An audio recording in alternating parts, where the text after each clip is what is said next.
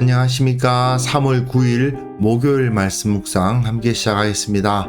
오늘도 주님께서 우리를 지켜주셔서 이 혼란스러운 세상 가운데에서 어느 길로 걸어가야 할지, 무엇이 지혜인지 밝혀주시고 그 모든 것 가운데에서 참된 안식을 누릴 수 있기를 간절히 기도합니다. 오늘 본문은 사무엘상 10장 17절부터 27절까지 말씀입니다. 사울이 왕으로서 선포되고 있는 모습을 보게 되는데요. 여기서 이 세상의 본질적인 모습에 대해서 우리가 생각하게 되거든요. 결국 우리가 살아가는 세상은 어떤 세상인가 하는 것을 생각하게 하는 본문이라고 할 수 있겠습니다.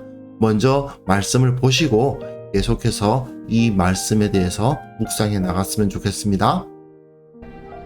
사무엘이 백성을 미스바로 불러 여호와 앞에 모으고 이스라엘 자손에게 이르되 이스라엘 하나님 여호와께서 이같이 말씀하시기를 내가 이스라엘을 애굽에서 인도하여 내고 너희를 애굽인의 손과 너희를 압제하는 모든 나라의 손에서 건져내었느니라 하셨거늘 너희는 너희를 모든 재난과 고통 중에서 친히 구원하여 내신 너희의 하나님을 오늘 버리고 이르기를 우리 위에 왕을 세우라 하는도다.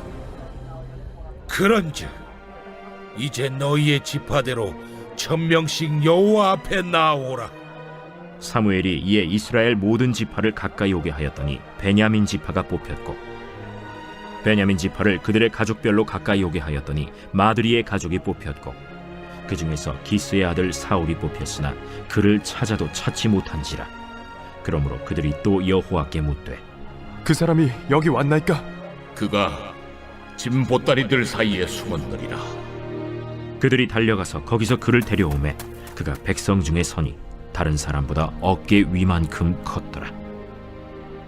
사무엘이 모든 백성에게 이르되 너희는 여호와께서 택하신 자를 보느냐? 모든 백성 중에 짝할 리가 없느니라. 하니 모든 백성이 왕의 만세를 외쳐 부르니라. 사무엘이 나라의 제도를 백성에게 말하고 책에 기록하여 여호와 앞에 두고 모든 백성을 각기 집으로 보내매 사울도 기브아 자기 집으로 갈 때 마음이 하나님께 감동된 유력한 자들과 함께 갔느니라. 어떤 불량배는 이르되 이 사람이 어떻게 우리를 구원하겠느냐? 하고 멸시하며 예물을 바치지 아니하였으나 그는 잠잠하였더라. 네, 이제 우리는 사울이 왕으로서 세워지는 모습을 보고 있습니다. 사울이 택함을 받았고 결국은 이렇게 이스라엘의 왕으로서 세워졌죠. 그리고 내일 본문부터 사울이 어떻게 왕으로서 온전히 인정을 받게 되는가 하는 것을 보여주는데요. 오늘 본문을 통해서 사무엘서 기자는 사울이 이스라엘 백성들 앞에서 왕으로서 선포되는 어떻게 보면 굉장히 잔치 자리, 거룩한 자리, 굉장히 의미 있는 자리인데 그런데 그 모습 뒤에 어두운 그림자가 드리우는 그림을 그려주고 있는 겁니다. 여기서 우리는 사무엘서 기자가 이 왕이라는 제도에 대해서 어떻게 생각하고 있는지를 반드시 기억해야 됩니다. 왕이라는 지위, 제도 이런 건 껍데기예요. 예수님의 비유에 의하면 포도주를 담은 가죽 부대와 같습니다. 중요한 것은 그 안에 있는 포도주지 그 포도주를 담고 있는 가죽 부대가 아니거든요. 결국 중요한 것은 하나님의 백성 이스라엘을 이방의 침략으로부터 구원하고 그 백성을 바르게 다스려 거룩한 백성이 되게 하는 것. 그게 핵심 아닙니까? 그러한 지도자가 세워져야 되는데 그 지도자가 왕정이라는 질서에 의해서 세워지든 또는 사사라는 이름으로 세워지든 그게 중요한 것은 아니라는 거죠. 결국 왕이라는 제도가 여기서 확립되고 있는데 그 제도 자체는 가치 중립적이라 할 수 있습니다. 그 자체가 좋은 거냐? 그 자체가 나쁜 거냐?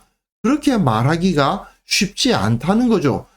잘 쓰이면 효과적으로 하나님의 백성들을 잘 다스릴 수 있는 거고 악하게 쓰이면 재앙의 원인이 되는 겁니다.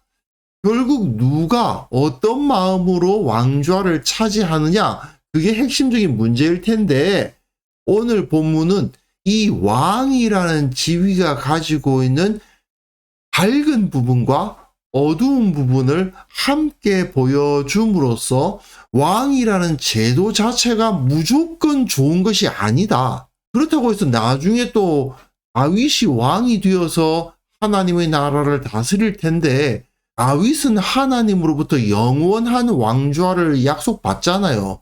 그럼 하나님께서 약속하신 그 왕좌는 뭐냐?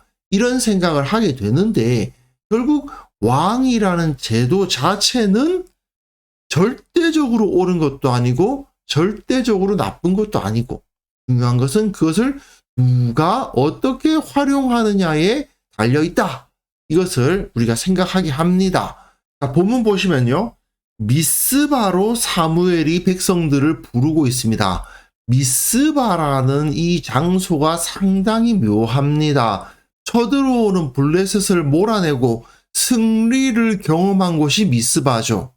그러나 조금 더 역사의 시간을 되감아 보면 이스라엘의 11지파가 모여서 베냐민과 전쟁을 하기로 결의한 곳이 또한 미스바였습니다. 이스라엘의 승리를 떠올리게 하는 미스바임과 동시에 베냐민 지파를 완전히 파괴하다시피 했던 그 미스바, 그곳에서 베냐민 지파 출신의 왕이 세워질 겁니다. 왕은 블레셋으로부터 이스라엘을 구원하는 역사를 이루어야 되지만, 잘못하면 이스라엘 자체를 완전히 폐허로 만들어버릴 수도 있을 겁니다. 동전의 양면과도 같은 어두움과 밝음의 요소가 이 미스바라는 지명 자체에서도 보이는 거예요. 그리고 사무엘의 말을 보십시오. 하나님 여호와의 말씀을 전하는데, 내가 이스라엘을 애굽에서 인도하여 내고 너희를 애굽인의 손과 너희를 압제하는 모든 나라의 손에서 건져내었고, 내가 너희의 왕이요 너희의 구원자인데, 너희는 너희를 모든 재난과 고통 중에서 친히 구원하여 내신 너희의 하나님을 오늘 버렸다. 그리고 우리를 위해 왕을 세우라고 했다. 하나님의 구원이 너희들 가운데 있는데 너희가 하나님을 온전히 따르려고 하지 아니하고 왕이 있으면 될 거야. 본질을 따르려고 하지 않고 그 본질을 감싸고 있는 껍데기를 바꾸면 뭐가 변할 거다라고 말하는 그런 어리석은 선택을 했다. 그걸 지금 지적하고 있죠. 왕이 세워지는, 어떻게 보면 굉장히 축제와도 같은 의미 있는 날에 이렇게 이스라엘이 하나님을 따르지 않았다라는 사실을 드러내는 묘한 역설이 나타나고 있는 겁니다. 그리고 그 다음에 이들 가운데에서 왕을 선택하는 모습을 보십시오. 그냥 내가 하나님의 말씀을 따라서 사울을 너희들의 왕으로 세우고 기름을 부었다라고 선포해버리지 않고 지파대로 1000명씩 여호와 앞에 나오게 하고 각 지파를 나오게 하니까 베냐민이 뽑히고, 베냐민 중에서 마드라의 가족이 뽑히고, 또 그들 중에서 기스의 아들 사울이 뽑히는 모습을 보입니다. 이것은 이스라엘 백성들 전체가 모인 자리에서 하나님의 뜻이 어디에 있는지를 밝혀간다는 상당히 긍정적인 모습을 가지고 있다고 할 수 있지 않겠습니까? 아, 정말 하나님께서 저 기스의 아들 사울을 이스라엘의 왕으로 삼으시는구나 하는 것을 이 제비 뽑는 과정을 통해서 알게 하죠. 그런데 문제는 이스라엘의 역사를 되돌이켜 보면 이런 일을 한 적이 한 번 더 있었습니다. 언제였습니까? 여호수아가 아이 성을 공격했다가 실패하고 이스라엘 가운데 죄악이 있음을 하나님으로부터 알게 된 다음에 아간을 색출해 낼 때 썼던 방법이 바로 이 방법이죠. 그러니 이 사건 자체가 우리로 하여금 두 가지 생각을 하게 하는 거죠. 이스라엘 전체 중에서 사울이 왕으로 공식적으로 선포되면서 하나님의 뜻이 드러나는 사건이었고, 또한 이를 통해서 이스라엘이 과거에 범죄하여 실패했던 역사가 떠오르게 되는 그러한 흑과 백이 공존하는 사건인 겁니다. 그리고 또 재밌는 것은요, 그들이 또 여호와께 묻되 그 사람이 여기 왔나이까? 찾아도 찾지를 못해요. 아니 어디 갔지 하고 못 찾습니다. 그러니까 그가 진보다리들 사이에 숨었다라고 되어 있어요. 이것은 긍정적으로 보면 사울이 겸손하여서 매우 자기를 낮추는 모습이구나라고 생각할 수 있습니다. 그런데 또한 역사를 되돌이켜 보면 하나님의 부르심 앞에 숨었던 사람이 있죠. 아담입니다. 그가 선악을 알게 하는 나무의 실과를 따먹고 하나님 앞에서 숨죠. 하나님 앞에서 숨는다는 것은 죄악의 표시 아닙니까? 하나님의 뜻을 발견하고 이스라엘의 왕을 세우는 아주 긍정적이고 하나님의 뜻이 드러나는 이 축제와도 같은 사건 가운데 과거의 범죄했던 역사들이 나타나고 있는 묘한 현상이 여기서 나타나고 있습니다. 그리고 사람들이 이제 달려가서 그를 데려옵니다. 그가 백성 중에 서니까 다른 사람보다 어깨 위만큼 큽니다. 왕 하면은 아무래도 전쟁터에서 앞서 나가서 싸우는 사람으로 여겼던 이스라엘 사람들 입장에서는 그야말로 적임자죠. 아, 정말 하나님께서 왕을 선택하셨는데 하나님께서 선택한 사울을 보니까 진짜 왕 될 만한 사람이네 하는 생각이 들지 않습니까? 사무엘도 인정하죠. 모든 백성에게 이르되 너희는 여호와께서 택하신 자를 보느냐? 모든 백성 중에 짝할 이가 없느니라. 보라, 이런 사람이 어딨냐? 정말 왕이 될 만한 사람 아니냐? 그렇게 선포하니까 모든 백성이 왕의 만세를 외쳐 부릅니다.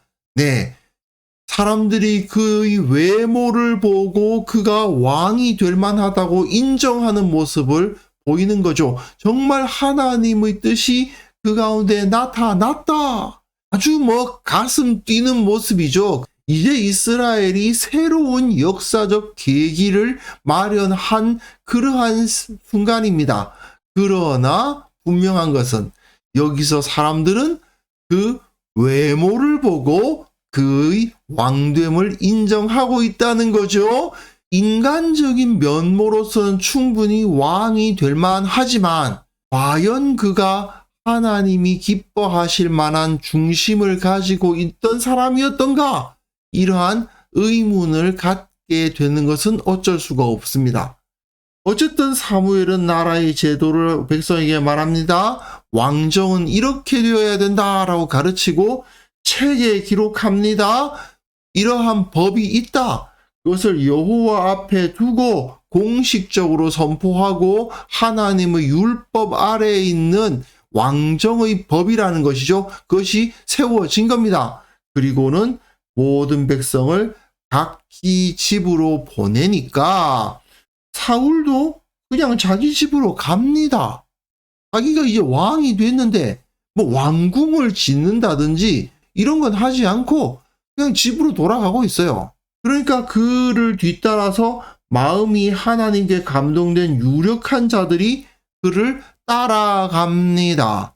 이것은 긍정적인 모습을 보이고 있죠. 사울은 하나님에 의해서 왕으로 선택되었지만 매우 겸손하게 왕궁을 지어라, 사람들 모이라고 해라, 군대를 편성해라 이렇게 하지 않고 그냥 집에 가고 있잖아요. 나를 높이려고 하지 않습니다. 이건 상당히 긍정적인 모습입니다. 하지만 그런 모습을 본 불량배들이 있죠. 이 사람이 어떻게 우리를 구원하겠느냐? 아니, 왕이라고 선포됐는데 집에 가고 있네? 아니, 이게 무슨 왕이야? 하면서 비판적인 마음을 품고 또 예물을 바치지 않습니다. 왕으로서 인정 못하겠다. 이런 사람들이 있었던 거죠. 사실 사람들이 살아가는 사회는 늘 그렇지 않습니까? 100이면 100, 모두가 똑같은 마음을 품는 집단이 어디 있습니까? 언제나 이런 의견을 가진 사람이 있으면 이런 의견을 가진 사람도 있고 그런 거죠. 그 가운데에서 사울은 그 앞에서 잠잠했다는 거 굉장히 긍정적인 것은 사실입니다. 하지만 또한 이 자체가 세상 제도가 가지고 있는 양면성을 잘 보여주는 거예요.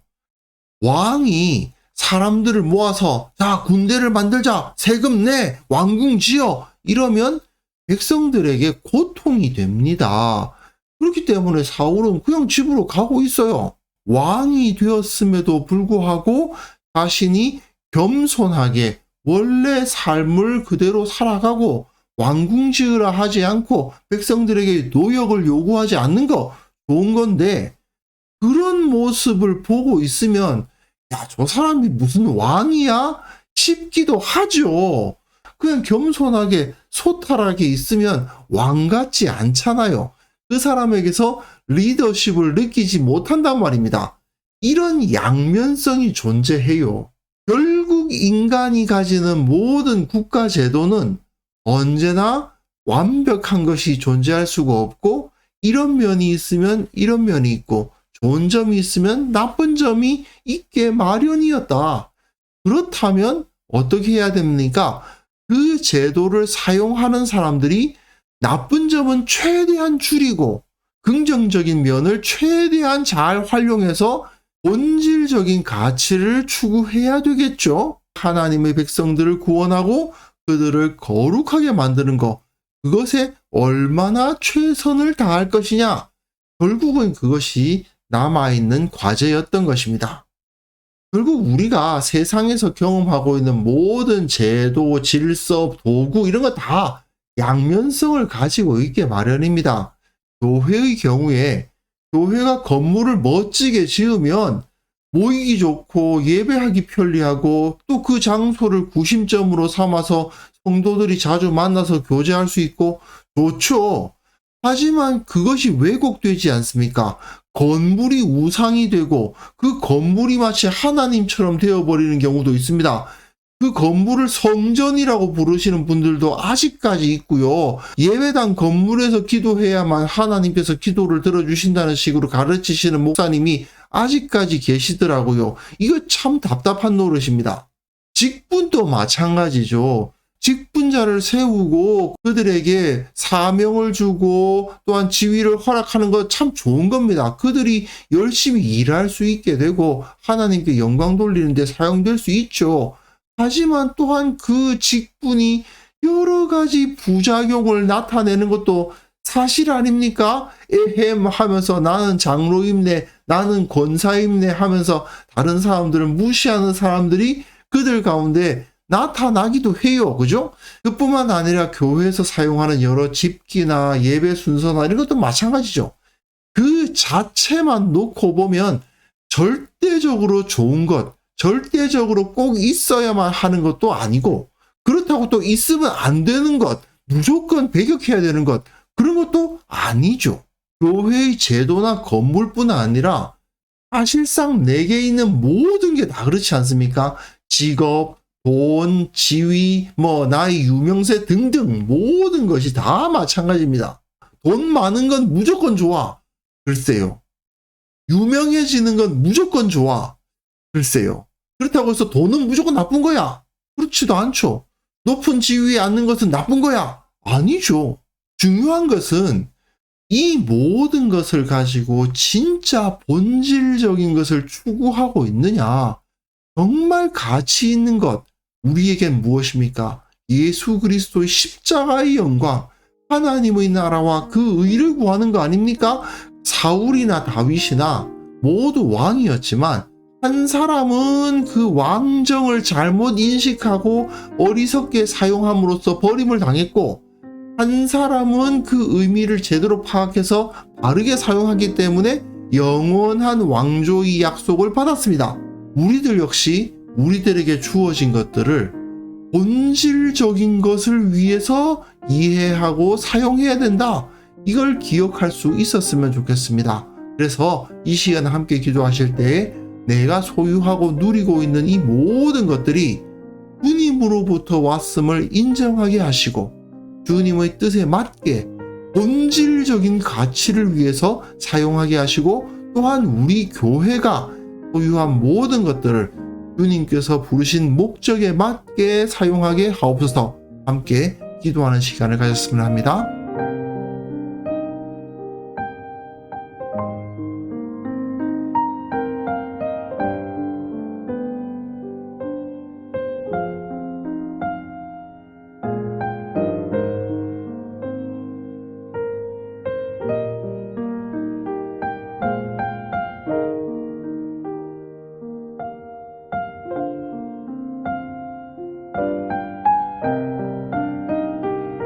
하나님 아버지, 내게 있는 모든 것이 모두 주님으로부터 온 것임을 인정하게 하시고, 이 모든 것을 통해서 하나님의 뜻에 맞게 하나님의 영광을 위해서 살아가는 자가 되게 하여 주옵소서.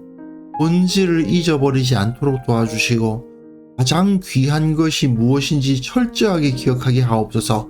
우리 교회가 왜 우리가 여기에 모였으며 왜 우리가 여기서 공동체를 이루고 있는가를 기억하게 하시고, 오직 주님께 온전히 영광을 돌릴 수 있도록 살아있는 공동체가 되게 하여 주옵소서. 또한 이 나라와 이 땅을 붙들어 주셔서 앞선 지도자들이 자신이 왜 이 위치에 서게 되었으며 왜 이러한 권력을 부여받았으며 왜 이러한 일을 하게 되었는가를 기억하게 하여 주옵소서. 그들이 그 일을 감당할 때, 그들이 그 권력을 발휘할 때에 왜, 무엇을 위해서, 무엇이 진정 본질적인 것인지를 기억하며 철저히 이해하고 바른 방향으로 실천할 수 있도록 그들을 붙들어 주시기를 원하옵고 바랍니다.